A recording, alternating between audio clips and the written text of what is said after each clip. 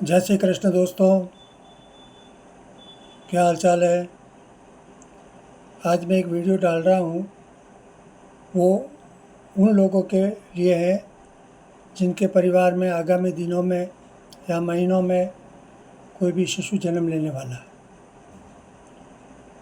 तो वैसे तो किसी भी परिवार में यदि कोई शिशु जन्म लेता है तो वो अपार खुशियाँ लेकर आता है दोस्तों।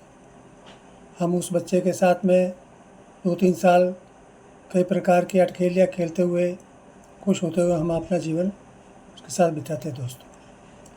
फिर एक समय ऐसा आता है जब हम सोचते हैं भाई कि इस बच्चे की कुंडली बनवा देते हैं ताकि इस बच्चे का भविष्य कैसा होगा उसकी जानकारी हमें मिलनी चाहिए। तो दोस्तों एक्चुअली क्या होता है कि जब बच्चा जन्म लेता है जिस दिन, उस समय आकाश मंडल में जो भी नक्षत्र, ग्रह या जिस राशि में वो जन्म लेता है दोस्तों, उसी दिन से उसका जीवन के सारे सुख दुख, कष्ट, तकलीफ़ें या उसका सौभाग्य दुर्भाग्य सब उसी दिन निर्धारण हो जाता है। उस कुंडली के आधार पर ही हम उसके जीवन की सारी चीज़ों की हमें पता करते हैं कि भाई आगे चल के इसका जीवन कैसे होगा। अब यदि किसी परिवार में यदि बच्चा कोई शुभ घड़ी में जन्म लेता है तो उस शुभ घड़ी में जन्म लेने से जो बच्चा सौभाग्यशाली जन्म लेता है तो उसका सुख और समृद्धि के जो फल होते हैं वो माता पिता को भी मिलते हैं। और कई बार ऐसा होता है कि बच्चा तो ईश्वर सबको निर्दोष रूप से इस दुनिया में भेजता है, लेकिन जिस घड़ी में उसका जन्म होता है यदि वो घड़ी अच्छी नहीं है, उस समय आकाश मंडल में ग्रह नक्षत्र और राशि यदि अच्छी नहीं होती है तो आगे चलकर वही बच्चा मतलब कि काफ़ी दुख और तकलीफ़ें देखता है। और उस दुख तकलीफ़ों की वजह से कई बार माता पिता को भी अनायास ही दुख और तकलीफ़ें देखनी पड़ती है दोस्तों। ऐसा जीवन में देखा गया। तो कहने का तात्पर्य ये है दोस्तों कि हमेशा किसी भी बच्चे का जन्म यदि शुभ घड़ी में होता है तो सदैव जीवन भर अच्छा सुख मिलता है। और किसी भी बच्चे का जन्म यदि अशुभ घड़ियों में होता है तो उसका दुख तकलीफ वो खुद बच्चा भी देखता है, उसके माता पिता को भी कहीं ना कहीं थोड़ा बहुत देखना पड़ता है दोस्तों। अब रहा दोस्तों आगे मैं जो बताने वाला वो आप ध्यान से सुनिए। एक्चुअली होता क्या दोस्तों कि एक सूर्योदय से दूसरे सूर्योदय तक जो 24 घंटे होते हैं उसमें रोज़ की रोज़ 12 कुंडलियाँ बनती है दोस्तों। अब उस 12 कुंडलियों में कोई कुंडली अच्छी बनती है, कोई कुंडली ख़राब बनती है। अच्छी और ख़राब तो वो क्या है कि वो कुंडली बनने के बाद ही मालूम पड़ता है दोस्तों कि कौन सी कुंडली अच्छी कौन सी बुरी है, किस कुंडली में अच्छे ग्रह बैठे, किस ग्रह में अशुभ ग्रह बैठे, उसके हिसाब से ही बच्चे के जीवन का निर्धारण होता है। अब क्या है दोस्तों कि जो 12 कुंडलियाँ रोज़ की बनती है उसमें 5 कुंडली तो निश्चित रूप से मतलब कि मांगलिक कुंडलियाँ बनती है दोस्तों।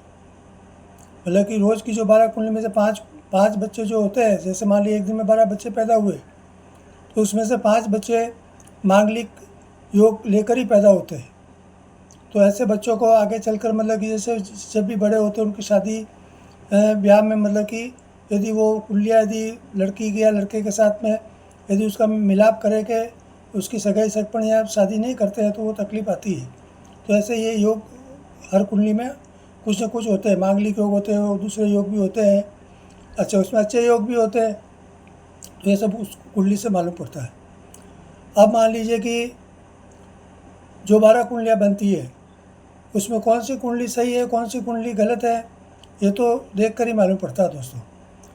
अब रहा मान लीजिए कि भाई कि ऐसे कैसे मालूम पड़ेगा भाई कि कौन सा समय अच्छा है कौन सा समय बुरा है। तो दोस्तों ऐसे कुंडली में पहले से हम निर्धारण उसका कर सकते हैं।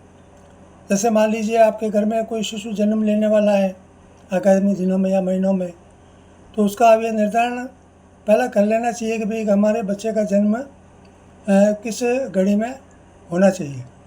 तो उससे क्या होता है कि हम उसके जीवन के बारे में कुछ अच्छी तरह से सोचकर हम उसके यदि वो न्यू बॉर्न जो चाइल्ड होता है उसके बारे में हम कुछ अपनी तरफ से उसका हम निर्धारण कर सकते हैं दोस्तों।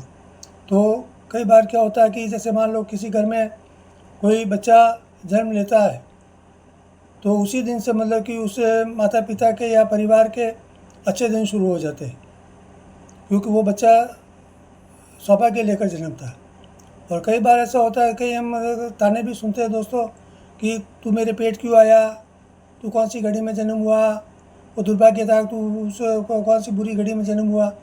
तो वो सब इसलिए कहा जाता है कि क्योंकि कई बार क्या होता है, कोई बच्चे जन्म लेते हैं, अब उनका तो कोई कसूर नहीं है, जन्म देने वाले तो माँ बाप है, लेकिन उनके जो सौभाग्य दुर्भाग्य का निर्धारण तो कौन करता है दोस्तों, वो प्रकृति करती, विधाता करते हैं।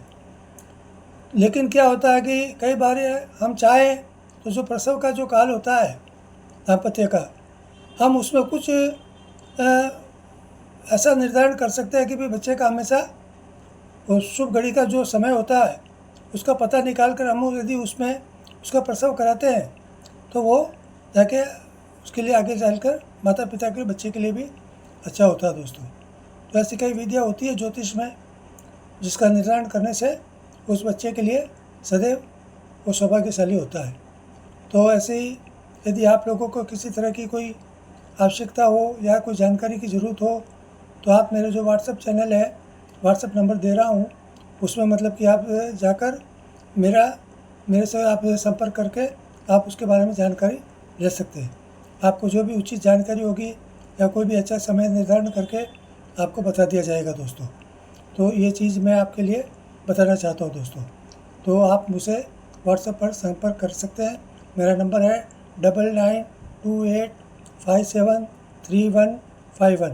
ये मेरा व्हाट्सएप नंबर है दोस्तों, इस पर आप मुझसे संपर्क करके आगे जानकारी ले सकते हैं।